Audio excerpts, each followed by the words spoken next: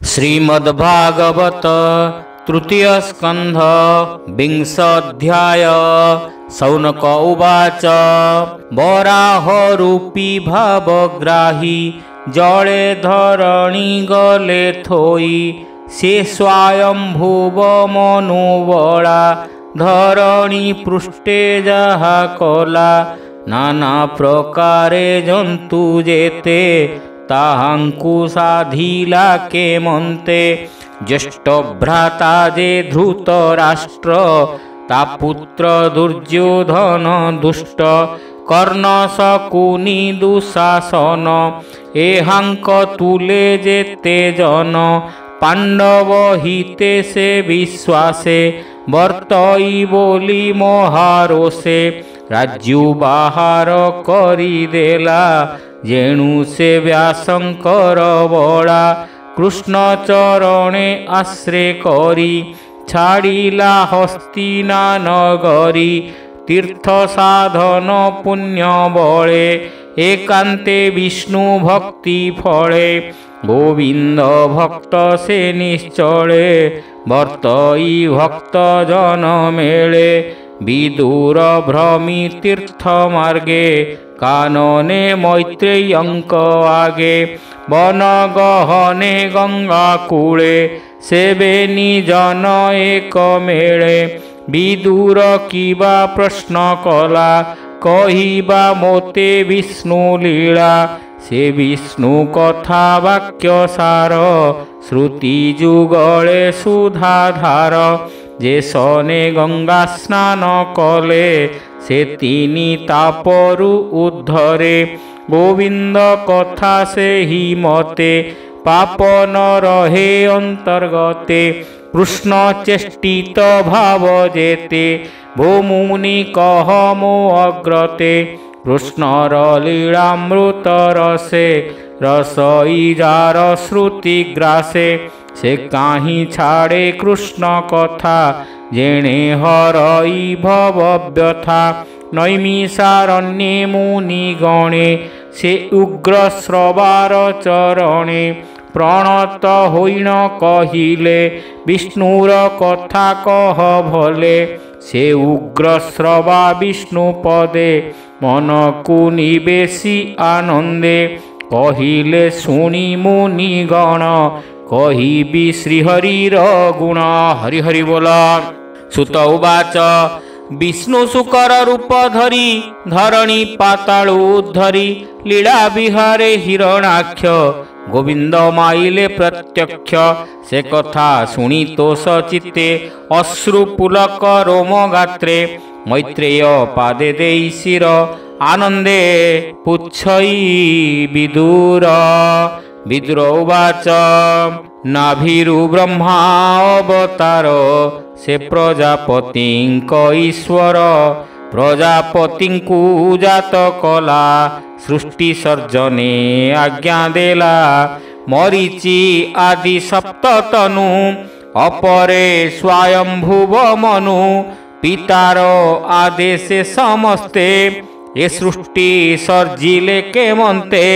भार्या सहिते जोगमते कियबा सर्जिले स्वतंत्रे। किबा सकल एक मेले सृष्टि सर्जिले अंतराले। किबा धरणी जले स्थापी प्रजा सर्जिले विश्वरूपी।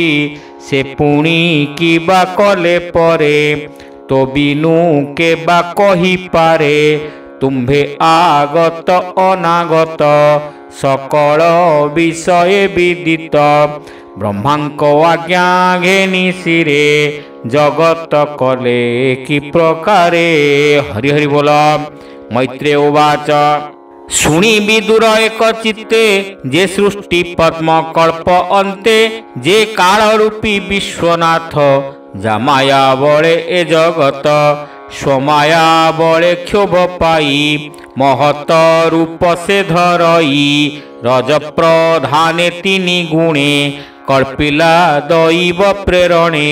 से भूत आदि जे महत अग्रेसर जिला पंचभूत शबद आदि पंचगुणे मिलिले सृष्टिर कारणे जे ज्ञानेन्द्रिय चक्षु आदि जे कर्मेन्द्रिय हि बागादि शब्दादि जेतेक होइले सृजने असमर्थ हेले से पुणी एक रुंड होई दैव शक्तिर बल पाई कल्पिला हेक मय अंड जाहाकु बोलंती ब्रह्मांड से अंड कोश महाजले परिभाषई काल बळे से पुणी सहस्र बरसे से महार्णव जले भासे से अंडकोश मध्य हरि सोए अनंत सज्जा करी तानाभि पद्म पद्मकोश सलीले होइला प्रकाश से पद्म निज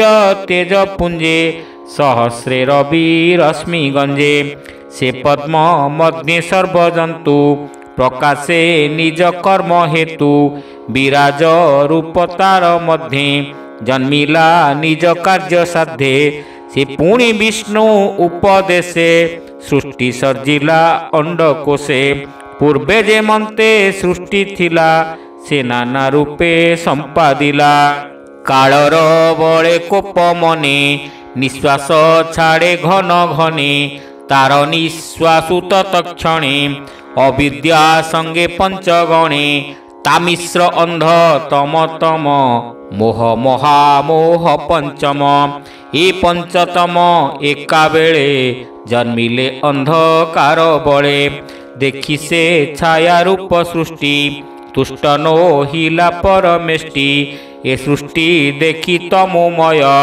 धाता छाड़िला निज देह से पिंड देखि तमो गणे बेगे धाइले तत्क्षणे से देह मध्ये संध्या मिशी तमे रजनी प्राय दिशी क्षुधातृषार अति बळे सर्वे मिलिले एक मिले थोके बोलंती रख रख थोके बोलंती बेगे भक्ष तक्षणे ब्रह्मा भय पाई बोले ताहांक मुख चाहि ए पिंड रख हो न भक्ष एणु होइब जक्ष रक्ष तुम्भे जे जक्ष रक्ष गण मोर वचन एबे शुण तुम्भे मोहर प्रजा हुआ एमंत कही पितामह सृजिला अपसरा गण देवंक भोग्य जे प्रमाण दिवस रूपा से साक्षाते सर्जिला क्रीडार निमंते ब्रह्मा सात्विक मनोभाव तहु देवंक आविर्भाव पुणिज घनु वेदपति असुर कला उत्पत्ति स्त्रीलम पट से जुकते नारींकु देखिले अग्रते ताहांकु देखि तत्क्षणे धाइले से असुर गणे मैथुन लोभ बंधे धाई बेगे बेढ़िले लोभ बही निर्लजपण ताहांकर देखि हसिले वेदवर ब्रह्मार हास्य देखि कोपे मिलिले ताहांक समीपे चाहन्ते कोपित बदने भय पशिला ब्रह्मा मने शून्य गोविंद पदध्यायी बोलई शिरे कर देई प्राणीक अनुग्रह अर्थे तु नाथ आज्ञा देलु मते सृष्टि करई तोर बोले तो अनुरूप ए शयले तु मोते रख चक्रधर ए गणे महाभयंकर ए जेबे भक्षी बेटी मोते केमंते सर्जीबी जगते ब्रह्मा विकल कर्णे शुणी बोइले प्रभु चक्र पाणी ए देह घोर भयंकर बेगे तू छाड़ ए शरीर शुणी गोविंदर वचन तक्षणे छाड़िला जीवन से देह संध्यारूप होई रूपे असुर मन मोही जे अपसरागण थिले तारूप देखी मोह गले नाना अलंकार साजेणी चरणे नूपुर बाजेणी मद बिह्वली तलोचन दुकुळे कटी शोभावन कटी मेखला रत्नसार हृदये तुंग पयोधर सुंदर नासिका विराजे दंतडालिंब बीजगंजे सुंदर हास मनोहर संभ्रम कटाक्ष सुंदर वस्त्रे आच्छादी कलेबर पथे चालई लाज भर। हरि हरि बोल।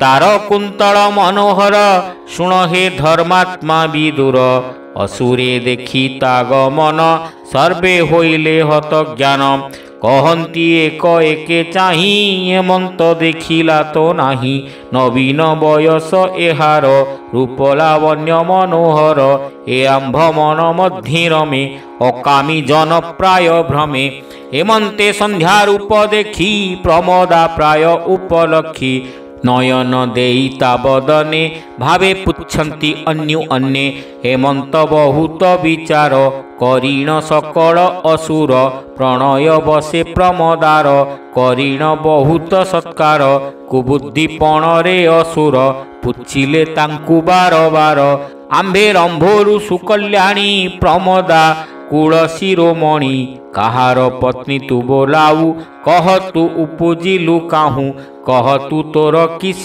नाम कि प्रयोजने तो गमन तोरूप गुणे होई छन्न आंभर स्थगित लोचन तोहर रूप गुण राशि आंभर प्रभा कु विनाशी आंभर पूर्व भाग्य फले मिलिलु आंभर छामुरे कंदुक क्रीड़ा तो नयन रूपे हरिलु आंभ मन तोर चरण पद्मजुग गगन चंचल तरंग हस्ते कंदुक तोर साजे तो मझा सिंह मध्य गंजे से पुणी स्तन भार खिन्ने भाजिला प्राय अनुमाने हेमंत संध्या रूप चाही असुर गण लोभ बही संध्या को धरी बाहु बळे मोहे मज्जिले काम भोळे भाव गंभीर मग्न चित्त देखी विधाता हरसित।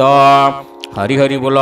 ब्रह्मार शरीर विराजे तक्षणे निज कांति तेजे स्वभावे ब्रह्मा से आनंद गंधर्व अपसरा वृंद ब्रह्मार शरीर बाहार जे रूप मोहे सुर नर गंधर्व विश्वा बसु आदि सुंदर रूपरे प्रसिद्धि आबोरी अपसरा गणे सुखे रहिले जणे जणे तदंते आत्मतंद्रा धरी भूत पिशाच गण करी से मुक्त केश दिगंबर देखी कंपिले सुर नर पथे ताहांक रूप देखी ब्रह्मा बुझिले बेनी आखि भय अलस तार मुखे क्षणे सोइला निद्रा सुखे से देह निद्रा बस चाही पुणी छाड़िला निज देही परोक्ष पुणी सत्व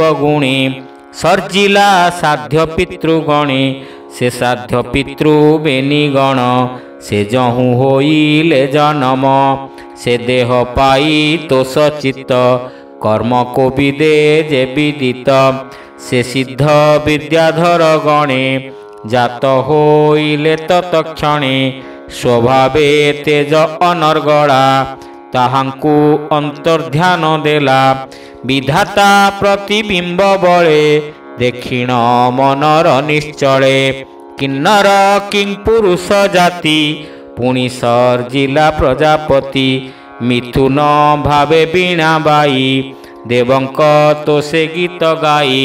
ଏବେ ତୁ ଶୁଣ ହେ ବିଦୁର ବ୍ରହ୍ମାର ସୃଷ୍ଟିର ପ୍ରକାର।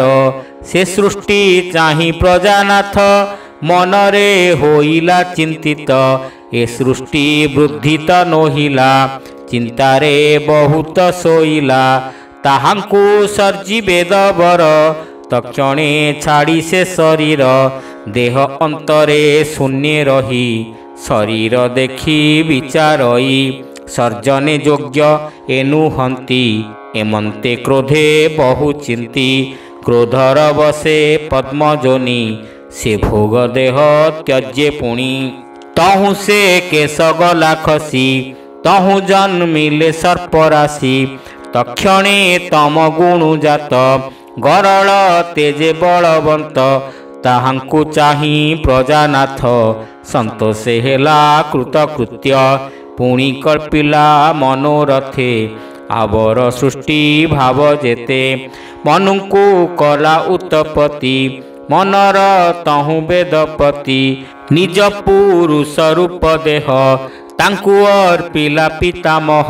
ସ୍ତ୍ରୀ ପୁରୁଷ କଳ୍ପେ ମନେ ଯେ ସୃଷ୍ଟି ଉପୁଜେ ମୈଥୁନେ। ଯେ ଅଗ୍ରେ ଜାତ ହୋଇଥିଲେ ତାଙ୍କୁ ପ୍ରଶଂସା ବହୁ କଲେ। ଏମନ୍ତେ ବ୍ରହ୍ମା ସୃଷ୍ଟି ଚାହିଁ ବିବୁଧେ ତାର ଗୁଣ ଗାଇ। ବୋଲନ୍ତି ଧନ୍ୟ ବେଦପତି ସୃଷ୍ଟି ସର୍ଜନେ ଦୃଢ଼ମତି। ଅନେକ ତପ ଯେଣୁ କଲୁ ଗୋବିନ୍ଦ ଆଜ୍ଞା ତୁଲ ଭିଲୁ। ନିଜ ସାଧନା ତପ ଫଳେ ଏ ସୃଷ୍ଟି କଲୁ ବୁଦ୍ଧି ବଳେ। ଏଣେ ହୋଇବ ସର୍ବଯୋଗ ଆମ୍ଭେ ଲଭିବୁ ହବିର୍ଭାଗ। ତପସ୍ୟା ବିଦ୍ୟା ଆସନାଦି ଅଷ୍ଟାଙ୍ଗ ଯୋଗ ସୁସମାଧି। ପୁଣି ସର୍ଜିଲା ଋଷିଗଣ ସ୍ୱବଶ କରି ଇନ୍ଦ୍ରଗଣ। ଏମନ୍ତ ଋଷି ସୃଷ୍ଟି କଲା ଆପଣା ଦେହେ ଅଂଶ ହେଲା। ହରି ହରି ବୋଲ ଏମନ୍ତ ସୃଷ୍ଟିର କାରଣ। ବିଧାତା ରୂପେ ନାରାୟଣ କରଇ ପୁଣ ପୁଣ ଭାବେ।